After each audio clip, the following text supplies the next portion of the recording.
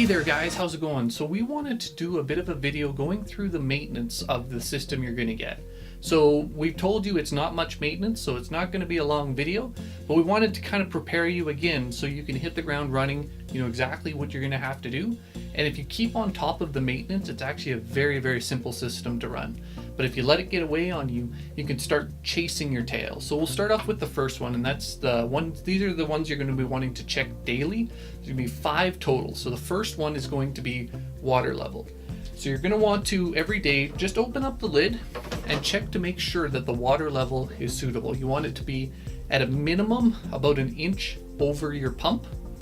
If it gets close to the pump, that means that you can safely add another 20 liters or a 5-gallon jug of water.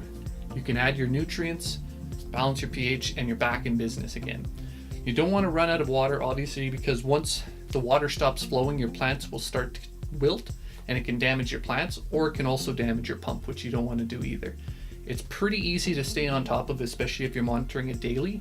If you are going to add nutrients, there's a couple ways you could do it. You could add all of the nutrients to the 5-gallon jug, mix it around, check your pH. If it's good, add it. Or you can add it to the system, add your nutrients, check your pH, balance it, and then you're good to go there. If you stay on top of using water that's say reverse osmosis or a neutral pH water, you shouldn't have to do much balancing pH. We found that we never had to. So that's what we would recommend. Get yourself reverse osmosis water. Make sure that when you add your nutrients, your pH is good. It should stay good. You can add it. So that's something you want to do daily. The next thing you want to do daily is you want to check to make sure that the water is flowing. So both these things might only take you 10 seconds. You check it, you should be able to hear a faint dripping that's going to be coming from the spout coming off the end of the tray. And you should see water in all of your trays. So you can check the hose, make sure that the hose is spitting out, and then you can check your drain. You can make sure that your drain is actually dripping out. Once you've done that, you know it's circulating, you're good to go. So you want to do these things daily. It doesn't take you any time at all. The next thing you want to do, and this is now moving into the weekly tasks, you want to raise your lights as your plants grow, and they can grow pretty fast, even in a week. So you want to keep your lights about 6 to 8 inches from the plant. So it's really simple. We have the instructions to do that. You're basically just going to pull on the cords and it'll raise your lights. Try and keep them even just to make the system look a little bit more attractive and not all cockeyed one way or the other. The next weekly task that you're going to want to focus on is your pH.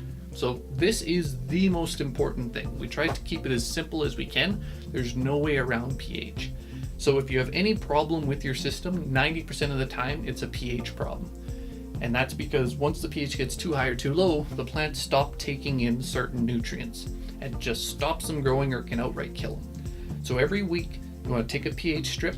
We have a video that will explain how to do that. It's super duper simple. You'll check your pH. If it's within the range that you need to be, blue's 5.5 to 6.5, you're good to go. Anytime you add water, you want to make sure it's doing the same. And as long as you keep on top of that, you're going to have a really, really strong garden. And the last 5th step that you always want to keep track of is cleanliness. Cleanliness is next to pH, it is the most important thing. I know, I keep saying everything's the most important thing. So with cleanliness, that goes into if you have a plant that's been harvested, so it would be considered a dead plant at that point. You need to pull it out, pull out the old rock wool, the roots that come with it, make sure that any debris is gone, and it's going to save you so many problems. Because if you leave dead plant matter in your system, it starts to screw up your pH. It starts to bring in different things that start to eat at plants, and you don't want to do that. So keep on top of cleaning your system. Make sure that if leaves are dying, which isn't uncommon, right? Especially because as the plant kind of starts to go through its different cycles, your flowers are going to wilt, and the leaves off the flowers and the petals off the flowers are going to fall. Just make sure to clean it, because that dead plant matter can be a big problem. So those are the 5 maintenance. It shouldn't take you more than 10 to 15 minutes a month. Once you get the system down, it's really, really simple. And we thought we just wanted to give you guys that. Super simple, and we look forward to you guys growing some awesome gardens.